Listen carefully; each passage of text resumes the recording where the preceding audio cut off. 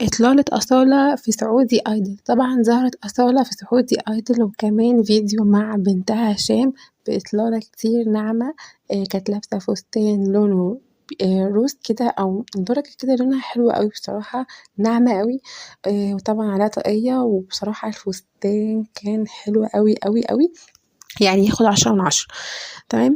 لكن طبعا في ناس كتير جدا قالوا ايه ده يعني بطنها باينة كتير بطنها كبيرة فيها هي حامل ولا ايه. بس طبعا بصراحة الإطلالة يعني كلها عامة كده هي حلوة جدا جدا جدا. فمش عارفة انتوا رأيكم ايه بس هي الإطلالة انا عجباني جدا. وطبعا لابسة كمان جوانتي كده كله الإطلالة ناعمة اوي اوي اوي اوي بصراحة ومبيناها كتير انها صغيرة جدا في السن مش يعني انا شكلي اكبر منها اساسا.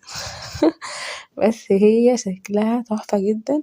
وطبعا ناس كتير قالوا لها لا بجد اللوك ده حلو جدا عليكي. طبعا لو عجبكم الفيديو